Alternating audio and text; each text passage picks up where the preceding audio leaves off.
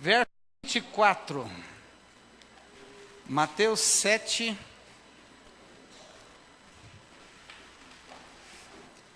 24. Se você achou, vai dando glória a Deus, aleluia. Bendito seja o Senhor, louvado seja o teu nome. Amém? Vai lendo aí, vai abrindo aí, vai lendo aí. Ok? É até 9 anos lá, tá?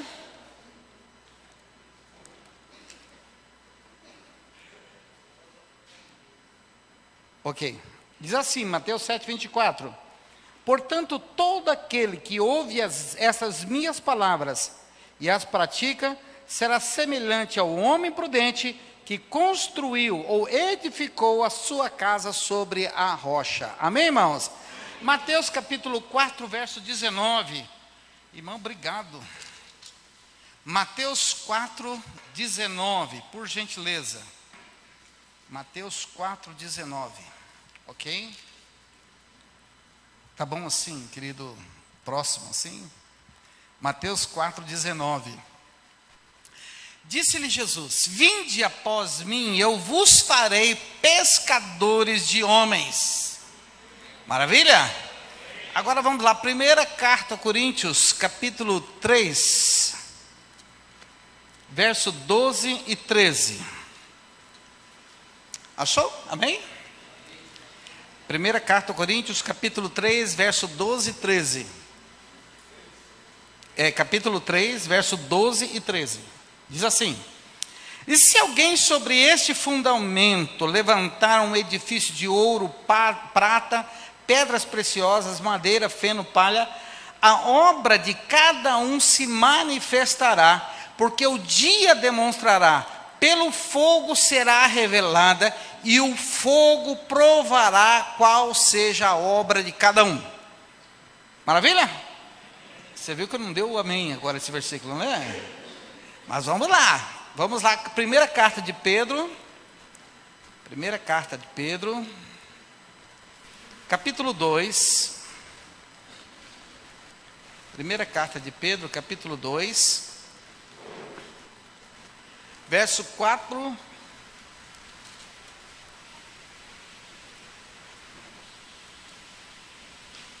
e 5, primeira carta de Pedro, capítulo 2, verso 4 e 5. Amém? Chegando-vos para ele pedra viva, rejeitada na verdade pelos homens, mas para com Deus eleita e preciosa. Vós também, como pedras vivas, sois edificados como casa espiritual para serdes sacerdócio santo, a fim de oferecerdes sacrifícios espirituais aceitáveis a Deus por intermédio de Jesus Cristo. Amém, irmãos? Vamos orar então? O teu coração já foi adubado, o teu coração já foi ministrado com a palavra de Deus, com os cânticos, e agora a palavra de Deus é uma semente, irmãos. Amém? A palavra de Deus é uma semente. Você quer que a semente cresça? Então, abra o teu coração. Continue com o teu coração aberto. Deus, me submeto completamente à direção da tua palavra.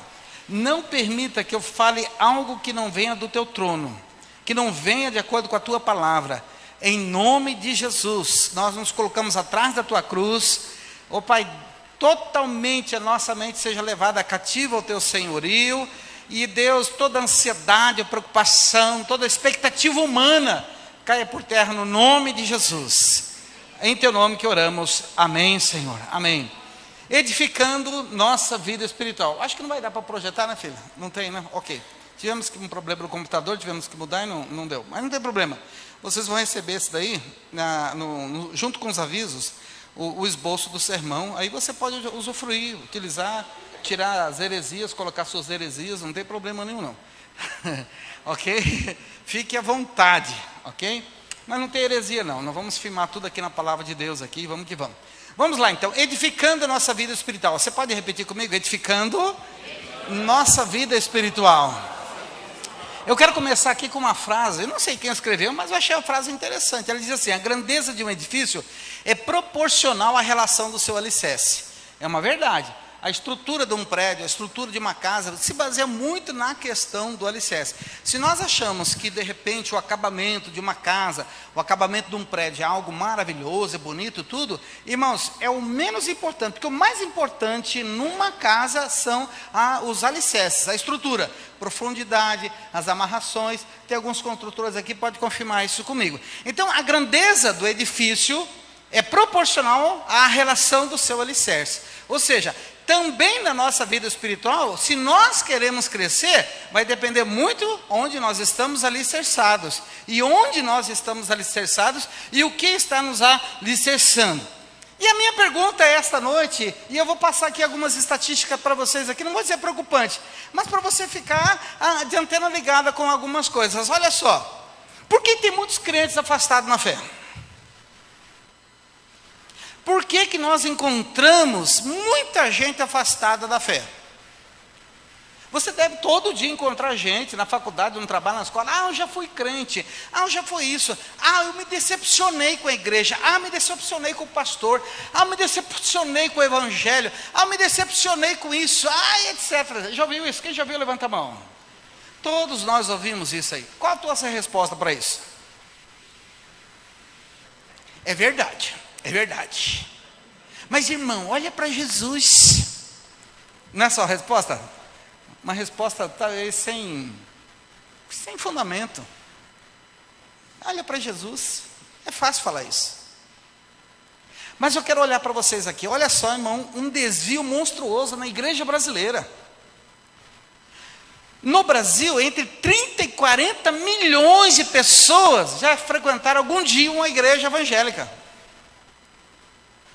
E esses 30 e 40 milhões de pessoas não estão mais numa igreja. Uma igreja de 10 anos que manteve uma média de 200 membros, irmão, viu passar no seu hall o dobro desse número, isto é, 400 pessoas que passaram e hoje estão afastadas. Preste bem atenção, se uma igreja de 200 membros em 10 anos passou o dobro, e desse dobro, dessas 400 pessoas estão fora da igreja. A porcentagem de desviados que retornam à igreja é de 10%. Ou seja, de 40 milhões, apenas 4 milhões no máximo voltam para a igreja. O restante não dá. Irmão Carlos, na sua última ministração, ele falou uma coisa muito importante e perigosa. De cada 10 jovens que vão, crentes, que vão para as nossas faculdades, 6 se afastam da fé. Entre 6 e 7 não estão mais firmados na fé. Eles se desviam. Entre esses 6 que se afastam, alguns aderem ao ateísmo, alguns aderem outros que não querem mais saber do evangelho. Irmão, mais de 60% dos jovens que vão para as faculdades hoje se afastam. Mas nós já profetizamos em nome de Jesus que isso não vai acontecer mais para a glória do Senhor. Amém, irmãos? Entre 60% e 70% desviados não receberam qualquer visita de líderes ou membros quando decidiram sair da igreja. Eu estou falando de gente que saiu da igreja e não foi para mais nenhuma igreja. Eles se afastaram simplesmente. Entre 40% e 30% receberam de 1 a 3 visitas que se revelaram na maioria das vezes de cobrança ou condenação. Ou seja, as visitas que foram feitas, pior, né? Quando vai, já é de condenação.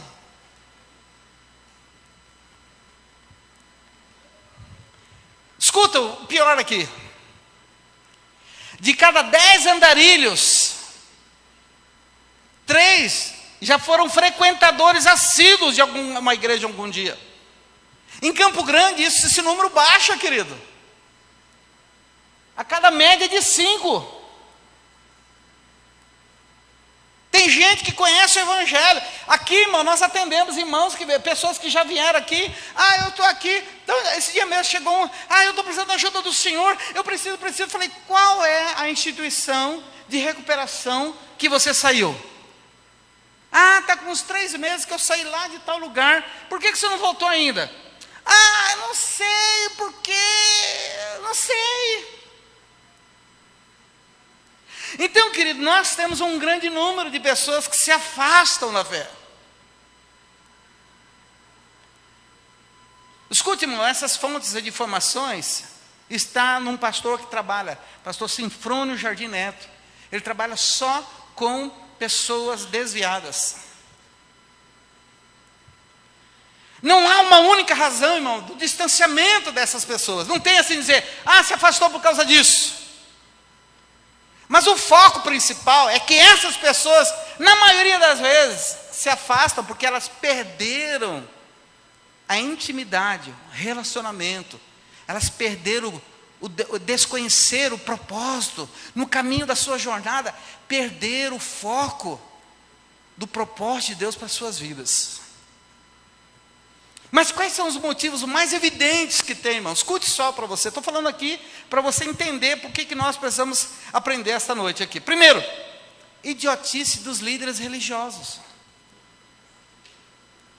O que é isso, pastor? Eles não são capazes de perceber ou defender quando a ovelha está tomando uma atitude errada. Irmãos, aqui em nome de Jesus, você me conhece há algum tempo, você sabe muito bem.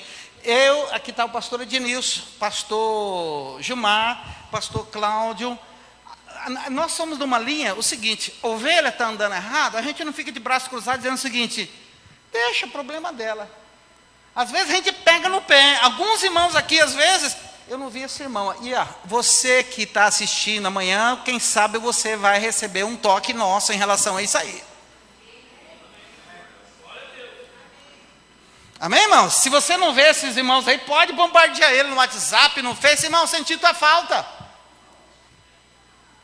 Então perceba, querida amada irmã, em nome de Jesus, que muitos líderes medíocres, e principalmente, eu vou deixar bem claro mais uma vez, idiotas no seu contexto, que não são chamados, muitas vezes, ao invés de acolher, tratar, cuidar, eles não percebem, simplesmente o mais importante e o maior é o número, e não aquilo que a pessoa pode representar. Irmão, você pode ter certeza, se eu como pastor, chega perante nós alguma necessidade da qual está, e nós vamos ver que algumas atitudes poderão levar você a desviar, você pode ter certeza, meu querido, eu vou te abraçar e dizer o seguinte, ô filhão, cai fora, essa situação não vai te ajudar nada não. Esse tipo de comportamento não ajuda você no seu relacionamento com a sua esposa. Amém, irmão? É meu papel. E pensa uma coisa, irmão. Penso aqui, eu acho que você vai concordar comigo. Se você veio para a casa de Deus, desceu a água dos batismos, desceu as batismais, participa da casa do Senhor, é membro, envolve. Meu irmão, aqui é a casa onde Deus, onde você tem que ouvir a verdade. Aqui é o lugar onde você vai se confrontar e para sair ou restaurado, curado, liberto. Não gosta muito de igreja, não, cai fora, vai procurar outra coisa, vai para o clube aí, na minha época era Estoril, era qual outro na época aí, vai para outro, vai para a night. Mas não é isso que nós queremos, o que nós queremos é que você seja edificado na palavra de Deus. E mantenha firme a sua fé. Outra coisa, influências doutrinárias, heresias. Lá na tal esquina tem lá a pessoa, o João Farinha que revela. Então nós vamos lá. Lá do outro lado tem a Dona Maria e tal que tem. Irmão, cuidado com isso. Descuide no seu relacionamento espiritual. Decepção com a liderança. Bom, você vai decepcionar comigo. Fica 24 horas comigo que você vai decepcionar. Verdade, fica comigo 24 horas. Não precisa uma semana, não. Fica 24 horas. Você vai se decepcionar comigo. Se eu ficar com você também, vou decepcionar. Ou não? Porque a gente não consegue ficar com máscara por muito tempo. É verdade ou não é? Então é melhor a gente ser o que a gente é e pronto, acabou. É ou não é, irmão? Ou você quer se fantasiar de crente ainda? Influência de fatores sociais externos. Infantilização bíblica. Irmão, como que tem gente, sabe, Desculpa aqui, é gente se fantasiando de chapolim colorado no púlpito. Irmão, vamos deixar de infantilizar a Bíblia. Sabe, a gente entende, ai, príncipe, princesa. Onde é que está na Bíblia que está esse contexto que nós temos que chamar os outros de príncipe e princesa? Eu vejo um contexto alicerçado de que você é escravo. Porque quando a gente começa a chamar muita gente de princesa e príncipe, princesa não lava a louça, príncipe não lava a cueca, príncipe, princesa não gosta de arrumar cadeira, não gosta de limpar o chão da igreja, não gosta de lavar banheiro. Eu sou príncipe, eu sou princesa, e eu quero ser mais saber. É por isso que nós temos uma geração infantilizada. Pastor, não vem me visitar, boa, boa.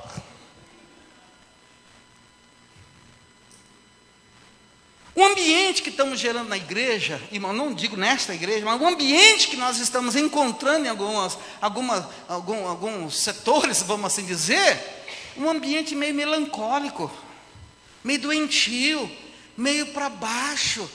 As pessoas, irmão, salmista fala, alegrei-me quando me disseram, vamos à casa do Senhor.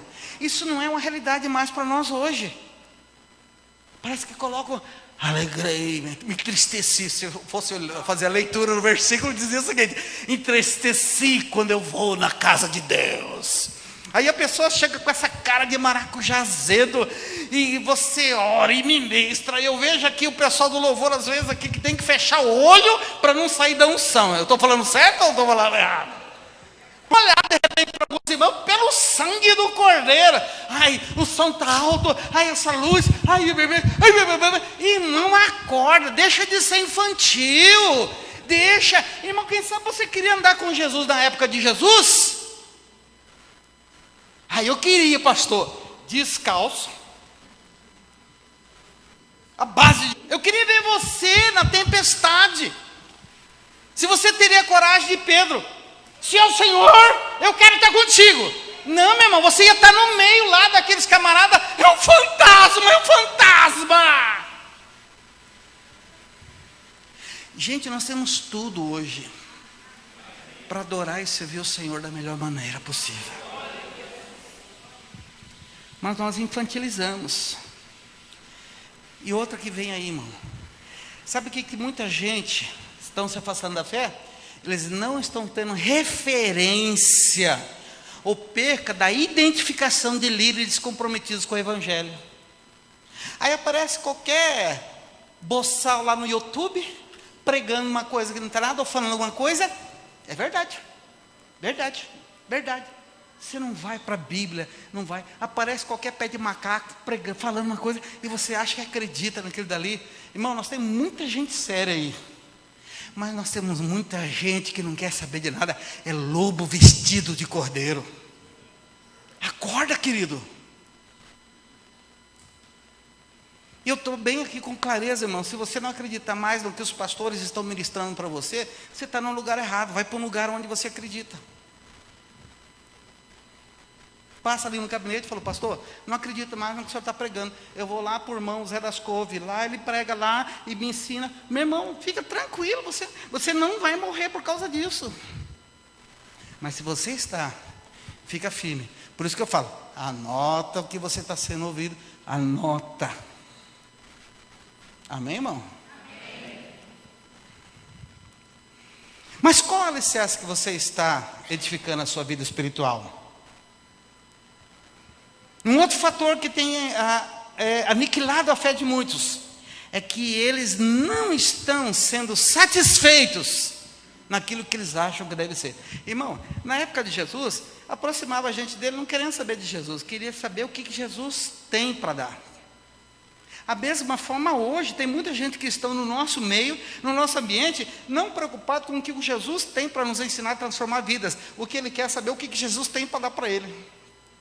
Milagre, etc. Mas a mensagem pura do Evangelho consiste em algumas coisas. A primeira delas, a Bíblia é a palavra de Deus. Amém, irmãos? A Bíblia é a palavra de Deus. Entenda uma coisa, Romanos 15:4, porque tudo que dantes foi escrito para o nosso ensino foi escrito para que pela paciência e consolação das Escrituras tenhamos esperança. A Bíblia é a palavra de Deus. 2 Timóteo 3,16, toda a Escritura é divinamente inspirada, proveitosa para ensinar, para redarguir, para corrigir, para instruir em justiça, para que o homem de Deus seja perfeito e perfeitamente instruído para toda boa obra. Amém, irmãos? A Bíblia é a palavra de Deus. Está aí já, filha? Oh, maravilha. A Bíblia afirma, irmão, que nós somos pecadores. Romanos 3,23, porque todos pecaram, destituídos e estão da glória de Deus. É a Bíblia. Seja a maior autoridade espiritual, todos pecaram. 1 João 1,8,9 diz: se dissermos que não temos pecado, enganamos a nós mesmos, e não a verdade em nós. Mas se confessarmos os nossos pecados, Ele é fiel e justo para nos perdoar os pecados e nos purificar de toda injustiça. Se dissermos que não pecamos, nós estamos fazendo mentiroso e a sua palavra não está em nós.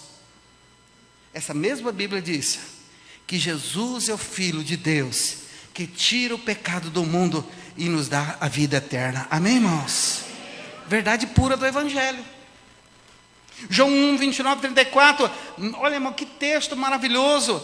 No dia seguinte, João viu a Jesus que vinha para ele e disse: eis aí o Cordeiro de Deus que tira o pecado do mundo. Este é aquele do qual eu vos disse: após mim, vem um homem que é antes de mim, porque foi o primeiro do que eu, e eu não o conhecia, mas para que ele fosse manifesto a Israel, vim eu por isso batizando com água. E João testificou dizendo: eu vi o Espírito descer do céu como pomba e repousar sobre ele, e eu não o conhecia, mas o que me mandou batizar com água, esse me disse: sobre aquele que vires descer o Espírito e sobre ele repousar, ele é o que batiza com o Espírito Santo. E eu vi e tenho testificado que ele é o Filho de Deus. Amém, irmão? Jesus é o Filho de Deus. João 3,16, 17, bem conhecido. Vamos lá? 1, 2, 3. Porque Deus amou o mundo de tal maneira que deu o seu único Filho, para que todo aquele que não pereça, mas tenha a vida eterna. Amém, irmãos? Nós somos salvos pela graça. Você não tem que pagar para ser salvo. Jesus já fez isso na cruz por nós. Efésios 2,8, porque pela graça sois salvos por meio da fé. Isso não vem de vós, é dom de Deus, não vem de obras para que ninguém se glorie. Graças a Deus por isso. E mais ainda, irmãos, com tudo isso, a Bíblia diz que Deus não tem prazer na morte do homem. Desejaria eu, qualquer maneira, a morte do ímpio, diz o Senhor Deus. Não desejo antes que se converta dos seus caminhos e viva. Irmão, é a vontade de Deus. Irmão, escute bem. O pior homem, entenda, é da vontade de Deus que ele seja salvo. Sabe aquele seu cunhado que de repente você acha que não vale nada? Jesus ama ele. Sua mulher, seu marido, aquele cara que está devendo a você, seu patrão, sua patroa, eles precisam de salvação. É a vontade de Deus. Talvez você ache que ele não mereça, mas Deus estabeleceu: todo homem, ele não quer que se perca. Amém, irmãos? O céu não se farta de gente, irmãos. O inferno também não. Mas o céu, nós estamos aqui para proclamá-lo. E Romanos 1,16 diz assim: o Evangelho é o poder de Deus. Porque não me envergonho do Evangelho de Cristo, pois é o poder de Deus para a salvação de todo aquele que crê, primeiro o judeu e também do grego, porque nele se descobre a justiça de Deus e fé em fé, como está escrito, o justo viverá pela fé. Por que eu estou dando esses alicerces para você? Para que você não construa a sua vida espiritual em alicerces podres, irmãos. Você não construa a sua vida, irmão, a sua vida de fé, em cima de qualquer parâmetro, de qualquer padrão. O parâmetro e padrão e direção é a palavra de Deus. Erga a sua Bíblia aí, querido. Erga a sua Bíblia aí. Esta é teu parâmetro de vida. Aqui é o teu parâmetro de vida, irmão. Aqui você encontra todas as respostas para a tua vida. Amém, irmão? É o que a palavra diz. E é tempo de nós ensinarmos a palavra de Deus com autoridade, com realidade e ousadia e fé. Irmãos, tem gente que não gosta de ouvir, mas a Bíblia diz, mas a Bíblia foi escrita por homens. Deixa falar o que é. Irmãos, eles podem roubar o que for da gente, mas não tira a nossa convicção do que cremos. Ninguém tira o que Jesus faz e fará nas nossas vidas. Amém, irmão? Primeira lição, quais são esses pilares? Primeiro, irmão, é necessário, siga Jesus independente das circunstâncias. Nós estamos encontrando muita gente se afastando de Jesus por qualquer motivo. Graças a Deus que choveu hoje. Vou descansar mais.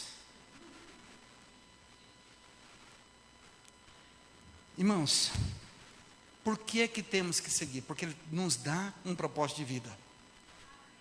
Quando você descobre o seu propósito de vida, meu irmão, pode ter certeza, Deus vai te colocar aonde você menos espera. É a base segura para qualquer empreendimento da vida, irmão, é manter-se firme, independente das circunstâncias. Quando eu e você descobrimos o propósito maior de Deus nas nossas vidas, não vamos deixar de viver na mediocridade e para a mediocridade. Quando nós descobrimos o propósito de vida do Senhor na nós vamos deixar de ser pessoas mal resolvidas, que vivem murmurando, reclamando, choramingando, lambendo as feridas e olhando para o seu próprio umbigo. Pessoas assim, elas não conhecem o propósito de Deus para a sua vida. Irmão, às vezes o propósito de Deus... Tinha um irmão aqui na igreja, eu achava interessante, um dia eu perguntei para ele, irmão, qual é o teu maior desejo? O que você gosta de fazer na igreja? Pastor, eu gosto de empilhar as cadeiras. Terminava o culto, esse irmão na região dele, ele empilhava as cadeiras, e quando ele pudesse, ele ia empilhando as cadeiras. Muitos de vocês saem e nem se importam, mas esse irmão, ele falava, eu tenho o prazer de pegar e empilhar as cadeiras. Você vai olhar e dizer, meu propósito é pregar, estar no púlpito, holofote, luzes, câmera, ação, croquete. Aqui nós, meu irmão, aqui é o lugar mais fácil de pastorear. Aqui, ó, é o lugar mais fácil para a gente pastorear. Na hora que a gente pega uns encapetados ali no gabinete, umas encapetadas,